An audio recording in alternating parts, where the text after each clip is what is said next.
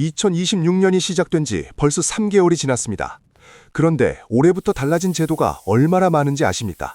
최저임금이 올랐고 국민연금 보험료가 올랐습니다. 배당 소득에 붙는 세금 구조가 완전히 바뀌었으며 전기차를 사면 400만 원을 지원받을 수 있게 됐습니다. ISA 계좌 혜택은 더 강력해졌습니다. 이걸 알고 있는 사람과 모르는 사람은 1년 뒤에 실제로 챙기는 돈이 달라집니다. 오늘 저는 2026년에 달라진 금융과 경제제도 전반을 하나도 빠짐없이 아주 깊이 있게 정리해드리겠습니다. 근로자, 투자자, 자동차 구매 예정자, 학부모, 그리고 은퇴 준비자까지 전부 해당되는 내용이 있습니다. 끝까지 보시면 올해 달라진 제도들이 머릿속에 완전히 정리되실 겁니다. 시작하겠습니다. 먼저 최저임금입니다. 2026년 최저임금은 시간당 1,320원입니다.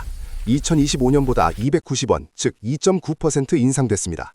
주 40시간 기준으로 월 290시간 근무할 때 월급으로 환산하면 215만 6,880원입니다.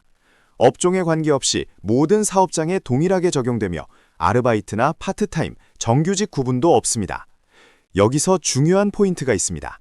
최저임금이 오르면 실업급여도 같이 오릅니다. 2026년 실업급여 1일 상한액은 일반 근로자 기준 11만 3,500원으로 인상됐습니다. 예술인과 노무제공자는 6만 8,100원으로 올랐습니다. 실직을 경험하셨거나 이직을 고려하신다면 이 숫자를 꼭 기억해 두시기 바랍니다. 또한 기준 중위소득도 올랐습니다. 4인 가구 기준 약 649만 원으로 2025년 대비 6.5% 인상됐습니다. 각종 복지급여와 의료, 주거급여의 지원 대상이 이 기준에 따라 결정되니 본인의 해당 여부를 다시 확인해 보셔야 합니다. 국민연금도 이제 더 내야 합니다. 2026년부터 국민연금 보험료율이 9%에서 9.5%로 올랐습니다. 2033년까지 매년 0.5%포인트씩 단계적으로 인상되어 최종적으로는 13%까지 올라갈 예정입니다. 직장가입자 기준으로 월 평균 소득인 309만 원을 버는 사람이라면 한 달에 7,700원을 더 내게 됩니다. 회사가 절반을 부담하니 본인 부담은 3,850원 늘어나는 셈입니다. 지역가입자는 전액 본인 부담이라 한 달에 15,400원을 더 내야 합니다. 보험료율은 올랐지만 소득 대체율 역시 43%로 상향 조정되어 더 내고 더 받는 구조로 바뀌었습니다. 특히 군복무 크레딧이 기존 6개월에서 최대 12개월로 확대됐고 출산 크레딧도 첫째 자녀부터 1인당 12개월씩 가입 기간을 인정해주는 것으로 바뀌었으니 국민연금공단에서 본인의 크레딧을 반드시 확인하시기 바랍니다. 주식 투자자라면 배당 소득 분리과세를 반드시 알아야 합니다.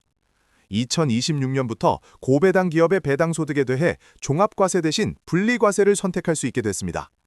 기존에는 이자와 배당 합계가 2천만 원을 넘으면 최고 49.5%의 세금을 냈지만 이제는 과세 표준에 따라 22%에서 최대 33%까지만 세금을 내면 됩니다.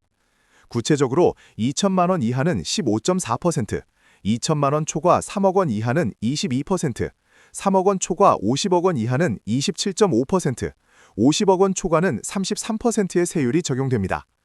이는 고배당 기업에 투자하는 분들에게 엄청난 혜택이며 기업들이 배당을 늘리는 촉매제가 될 것입니다. 이와 함께 ISA 계좌는 이제 필수입니다. 3년 의무가입 기간을 채우면 순이익 중 200만 원까지, 서민형은 400만 원까지 비과세 혜택을 줍니다. 초과분도 일반 세율인 15.4% 대신 9.9%로 분리과세합니다. 가장 큰 장점은 손익통산입니다.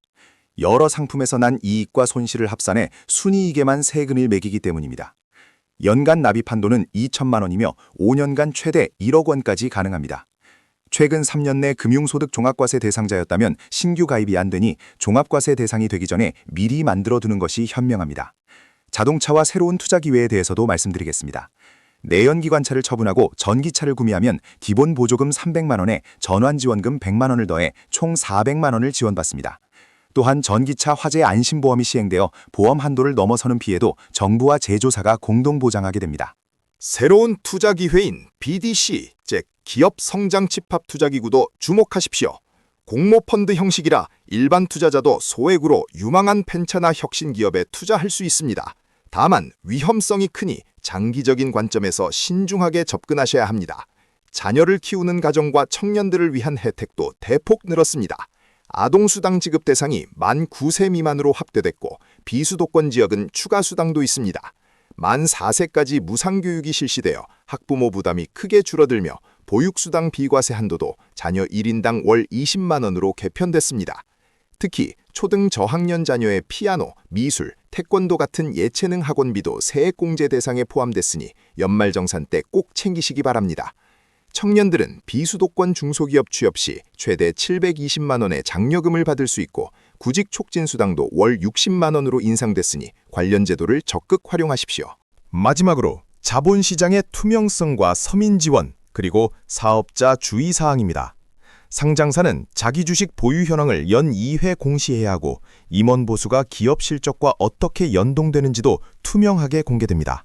서민들을 위한 불법 사금융 예방대출 금리는 5%에서 6%대로 대폭 낮아졌고 상환 방식도 편리해졌습니다. 다만 법인 사업자분들은 법인세율이 구간별로 1%포인트씩 인상됐으니 절세 전략을 다시 세우셔야 합니다. 대신 웹툰 제작비 세액공제가 신설되어 제작비의 10%에서 15%를 공제받을 수 있게 됐습니다. 오늘 정리해드린 12가지 변화, 그중 본인에게 해당되는 것이 있다면 지금 바로 실행에 옮기십시오. 제도는 알고 있는 사람만 혜택을 받고 모르는 사람은 그냥 지나갑니다. 이 영상이 여러분의 재무 계획에 큰 도움이 되길 바랍니다. 투자 판단은 본인이 직접 하셔야 하며 좋아요와 구독 부탁드립니다. 감사합니다.